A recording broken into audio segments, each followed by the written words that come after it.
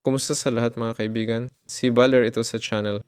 Ngayon ipapakita ko kung paano kumuha ng X-ray para sa Minecraft 1.1 o kung paano i-download ito.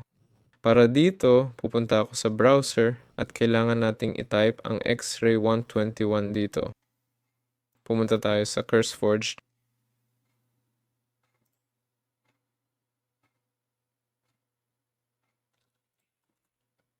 Ito na ang 121. I-click ang download. Maghintay ng 5 segundo. Pagkatapos, i-click ang save tapos isara. Pumunta sa launcher o i-type sa search ang run tapos i-type ang %data%.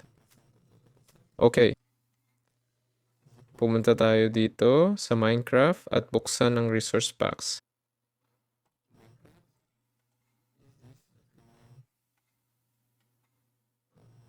Ito ang resource packs. Dito natin ilalagay ang X-Ray Ultimate na na-download natin pero wala pa ito dito. Kopyahin natin ito mula doon at i-paste dito. Tapos piliin sa Minecraft sa resource packs. Yun lang yun. Ako si Valor. Paalam sa lahat.